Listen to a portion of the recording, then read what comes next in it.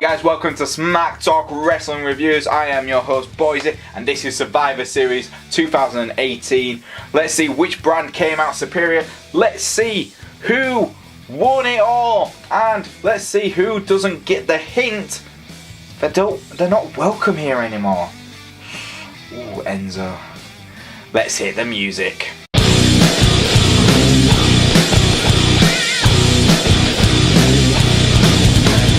So let's look at the kick-off show, which was 2 hours long, and it was awful. God. Right, first things first, Coachman, you suck.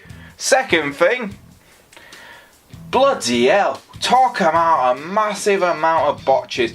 Yeah, you had a 10-man tag team match for nearly every tag team on Raw and every other tag team apart from the champions on SmackDown, and yet you literally tried to make fans believe that SmackDown's tag team division would struggle against Raw.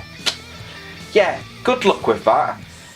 It didn't happen. My God, it was a shock that we got to the last 2 teams and it was the Revival versus the Usos. I was like, the Usos are one of the best tag teams in the world, and the Revival, who have been buried and buried and buried since going to Raw. So I'm hoping either the Usos move to Raw, which I hope never happens because they are bloody brilliant on SmackDown, or the Revival, like every other good tag team, jumps ship to SmackDown and actually try and recreate their career. Sorry, Gallows and Anderson, I do apologise. But yes, this was an absolute botch match until the final 2, and it actually got really good. It made me really invested in the Revival and made me think, oh, I would love to see these 2 teams in a match. So with all that said, I know because it was so chaotic, a 10-man tag team match, and that the kickoff show was absolutely awful. That's your fault, coach. That is always your fault. I'm going to give this a 6 out of 10. Just the New Day were awesome as well, and the Usos were good. No one on Raw was good apart from the Revival. What does that tell you? The first match we got on Survivor Series was the traditional elimination match for the women's division, Raw versus SmackDown. We had a few changes on this. We had Ruby Riott and Natalya replaced literally on the kickoff show for Sasha Banks and Bayley. You know, 2 really good wrestlers, because you'd leave them off. And we also had 2 changes on SmackDown, not competitors. Charlotte was replaced by Mandy Rose, which makes sense, she's the only other woman on SmackDown unless they were going to bring a legend back, which they weren't going to do. And Naomi replaced Charlotte Flair as well as team captain. How was the match? It was interesting. Nia Jax came out, and she came out to the sound of boos, because everyone in LA, including probably the governor, the senator, the mayor, the Queen Mother, they all started booing Nia Jax for punching Becky Lynch in the face. And that was pretty much it. The majority of the match was okay. Mandy Rose looked quite good, which you kind of want to see. Sonya Deville looked quite well. Bayley and Sasha were always good. Naomi got eliminated first, which made no sense, seeing as she was team captain and she was in the match for like 30 seconds before she got eliminated. But we'll talk about SmackDown's early eliminations at the end of this video. Then, you know, it kind of started off as one team eliminates this and this. By the end, it was Asuka versus Sasha Banks and Nia Jax. And Nia, every time she got near the ring, she got booed. She pushed Sasha Banks into Asuka. Asuka got in the Asuka lock. Sasha tapped out, left it to Nia Jax, which left no time because I've seen this match, and Asuka was still on the ground even though she had plenty of time, because let's be honest, Nia Jax was in no rush. Leg drop, leg drop, leg drop. Nia Jax is the final survivor for the Raw Women. So it's technically 1-1, but if you look at WWE, it's 1-0 to Raw. Makes no sense. I'm going to give this match a 6 out of 10. It's got storylines building up, but let's be honest, Nia Jax got the biggest reactions throughout the whole night, and everyone was rooting for Asuka to kick her ass, like we've seen on NXT. We were just shocked that Nia Jax could actually, do anything to her. The next match we got was the Intercontinental Champion versus the United States Champion, Shinsuke Nakamura and Seth friggin' Rollins. This could be Shinsuke's best match of 2018 if you ask me, and I'm pretty sure a lot of fans will agree.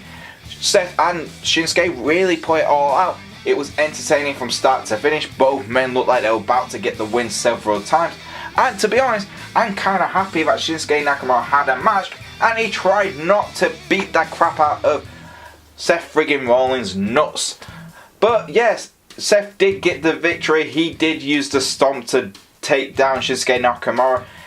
But let's be honest, I'm quite surprised because Seth took a few knees to the faces, which only recently had been able to knock one man out with one shot. Now, Seth can take about 4 of them and still be able to continue. That just shows you how poorly Nakamura's been booked lately, really, doesn't it? But yes, Nakamura lost. He lost to Seth. The only little downside for this match is, where was Dean Ambrose? I wanted Ambrose to get involved. But yes, that left Raw 2-0 up. If you ask me, it's 2-1 by this stage because I'm still counting the kickoff show. Screw you, WWE. It counts. And yeah, I'm going to give this match a 7 out of 10. Entertaining. Shinsuke's best match. Seth was really good, obviously. So yeah, entertaining. Next up, we had the Raw Tag Team Champions AOP versus the SmackDown Tag Team Champions The Bar with the Big Show.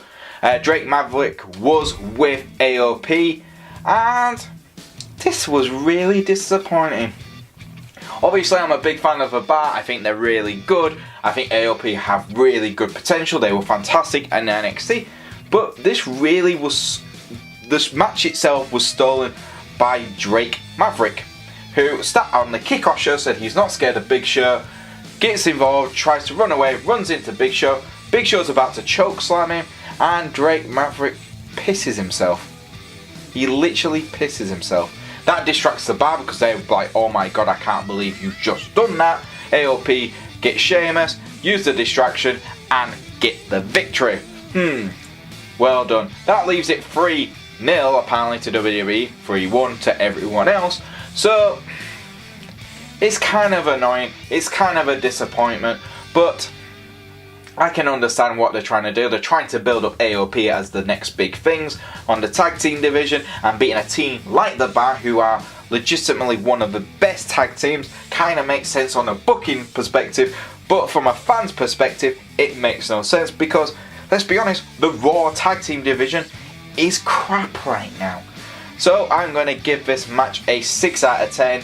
It was funny for little bits, but majority of this match was nothing too important to write home about. Next up, we had the Cruiserweight match, and this, to be honest guys, was a damn good match. This was Buddy Murphy, the champion, defending his title against the Heart of 205, Mustafa Ali.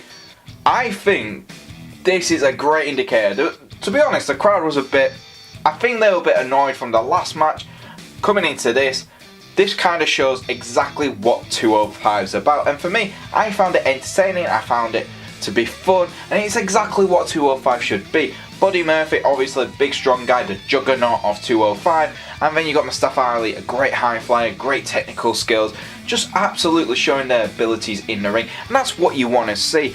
And I was glad, I was seriously happy that 205, the Cruiserweight title, was on the main card. I'm sick and tired of it being on the kickoff show. It was great that it finally got onto one of the big four, and it was actually defended properly in a decent match, and they had decent time.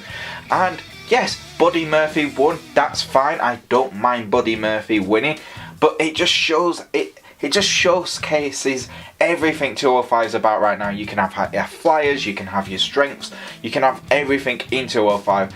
Just give it a chance. It is worth checking out. I'm going to give this match I'm going to give it a 7 out of 10. I think it was at the same level as Nakamura and Seth, and I think it just shows exactly how great and how impressively 205 has improved since Triple H has taken over. Next up, we had the men's elimination match where we had Braun Strowman, Drew McIntyre, Dolph Ziggler, Bobby Lashley and Finn Balor taking on Shane O'Mac, Rey Mysterio, Jeff Hardy, The Miz and Samoa Joe.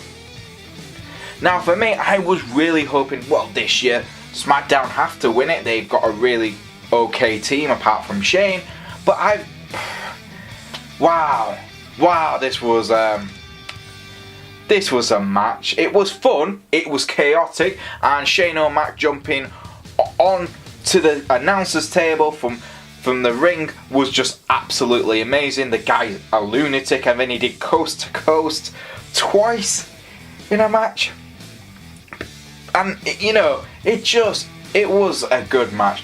Let's see, Samoa Joe got eliminated straight away, and that was just like, what? It was like 30 seconds again.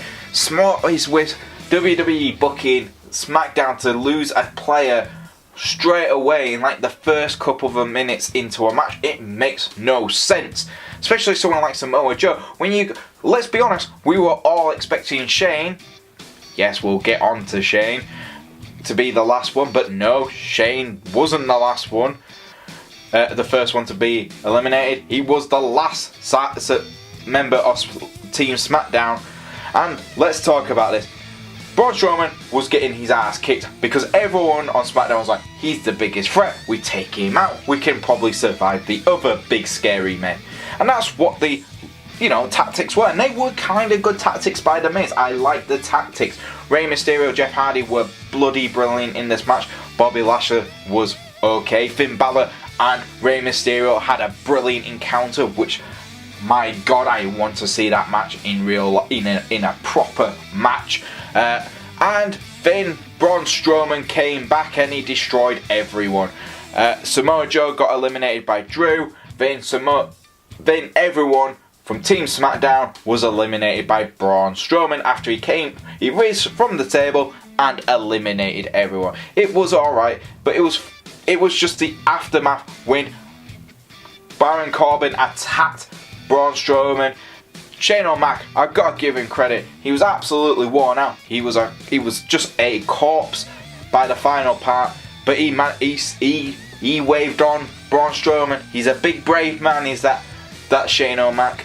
I'm going to give this match, I'm going to give it a 6 out of 10. I think it's at the same level as the women's match. It was a little bit more fun to watch, but my God, you kind of were like, oh, Shane against the last survivor for SmackDown. How does this happen? How does Shane always survive? Next up, we had Raw Women's Champion Ronda Rousey versus Charlotte Flair, Becky Lynch's replacement, and this was the match of the night, guys. Now, I'm saying this now, I'm going to give my score now because it's such a good match. It's a 9 out of 10. Charlotte and Ronda had a brilliant match, and even everything afterwards, it goes into the 9 out of 10. So we had Ronda Rousey and Charlotte Flair, a match I think the minute Ronda signed with WWE, everyone went, that's going to be a WrestleMania main event match. And we got it at Survivor Series, and again, just shows you how good Charlotte is. Ronda Rousey is impressive in the ring, and I give Ronda all the credit for someone who is new to wrestling as a competitor. She has picked it up like not many people would. I think the only person we can actually probably relate her to is Kurt Angle. I think she's the nearest thing to Kurt Angle. And that just tells you something. She can pull off moves, which is surprising. Charlotte and her just had a back and forth type of match. You couldn't tell who was going to win. Some points it would look like Ronda was going to get the victory, because let's be honest, Ronda is handpicked. Then Charlotte looked like she was going to get the victory, and by the end, when Charlotte rolled out of the ring and she was trying to protect her arm, where Ronda's been working it. Charlotte had been working Ronda's legs, and Ronda's legs were damaged quite severely. Ronda's about to run, and that's the bit which annoyed me. Ronda was working, like, she was selling the injured leg, and the next thing I know, she's running. And I was like, oh, that's kind of ruined it for me there. And then Charlotte picks up a kendo six and just smacks her, ends the match, DQ. But it doesn't matter. Charlotte flips, and Charlotte going heel and full on psychopath Charlotte Flair is actually entertaining. The crowd were cheering it. You know why the crowd are cheering it? It's because, let's be honest, we like Ronda at a level. But now that she's been booked in to be like the biggest dominant woman in WWE, yes, she probably can beat the crap out of every woman in real life, in an actual fight. But end of the day, in wrestling, you can't book someone. So even Kurt Angle, he had an undefeated streak, but he still lost in certain ways. And they don't do that with Ronda. They don't book her like that. They don't book her to have a weakness, and that was the problem. And the crowd were getting really frustrated. And when Charlotte turned on her, and Charlotte really, really did turn psychopath, beating the crap out of her, that's when the fans were like, this is what I wanted to see. I want Ronda Rousey to be treated like every other superstar. And if she's not going to, I want her to suffer. And that's where it came in. Charlotte beating the crap and destroying Ronda Rousey was just like, yes, Ronda, you are a UFC fighter, at one point. But this is wrestling, and Charlotte Flair is one of the most dominant women's wrestlers ever. And she is the queen of wrestling. Becky's the man, Charlotte's the queen. Ronda, you've just got your ass kicked. And that was great. And I'm going to give this match, like I said, it's brilliant. It was a brilliant match.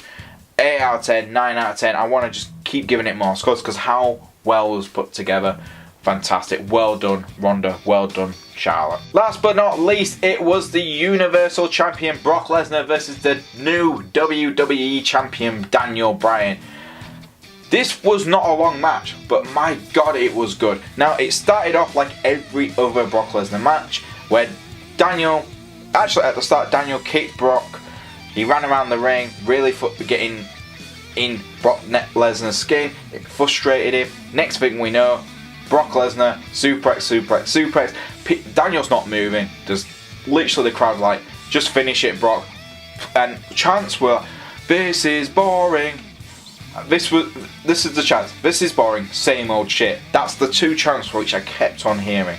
And then Daniel got his momentum. He started moving. Brock did an F5 on him, pulled him up before he could pin, before the free pin, to mock Daniel Bryan. Then, when it looked like he was about to finish it, Daniel started kicking him every time he got near him, and the momentum. And then Brock tried to F5 him again. Nearly knocks out the referee. Daniel low-blowed Brock Lesnar in the nuts. That gave him the advantage he needed, and this is when the match seriously got good. Daniel pushed Brock Lesnar, and you don't often see that. You don't often see WWE booking Brock Lesnar like he can be pushed. And this is me giving Brock Lesnar credit. Last year, Survivor Series, AJ Styles versus Brock Lesnar. That was Brock Lesnar's best match of the year. This year, Brock Lesnar versus Daniel Bryan, a very similar type of wrestler. Brock Lesnar's best match of the year. This just indicates when Brock Lesnar wants to put his effort in, when he wants to show up, when he actually wants to sell. He is a very good wrestler. He's very good. He's just very lazy and very picky on who he wants to actually compete against. And then the yes lock twice just on Daniel Bryan, making Brock Lesnar go absolutely purple. That was selling at its freaking best. Thank you, guys. That was brilliant. Obviously, Brock Lesnar did get the win. He got an F5 on Daniel, pinned him quickly, and you just saw Brock Lesnar's face like he watched Daniel Bryan. Daniel Bryan lost the war there, but he won a majority of that battle. For me, I've got to give this score a 7 out of 10.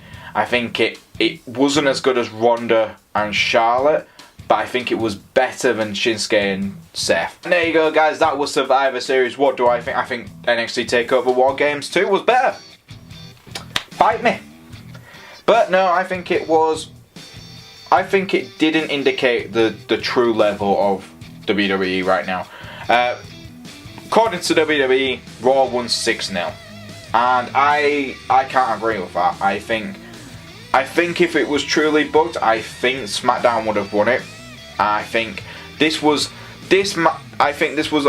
a pretty much a message from Vince McMahon. Yes, we can have nice matches, but if you think SmackDown, which ratings are closer to Raw's now than they ever have been, Vince sent a message. It's like, Raw's the superior show, SmackDown's the second show. Just remember that. And that's what he tried to send the message was. And you can tell the fans weren't interested. Only Seth Rollins from Raw got a cheer. Everyone else, including Finn a little bit, got booed. People were chanting for SmackDown throughout the night. That just shows you. But what was your favourite bit of Survivor Series? I'm going to give the Survivor Series, I'm going to give it a 6 out of 10. It could have been better. The final bits were good, but majority of it just felt like Vince McMahon telling us that Raw is better. What was your favourite bit, guys? Leave it in the comments below. If you do like our videos, please like, subscribe and press the bell to keep notified. If you want to follow me on Twitter, you can do. It's at Boise88. If you want to follow the channel, it's at Smack Talk YouTube. And I'll see you guys next time on Smack Talk Wrestling Reviews.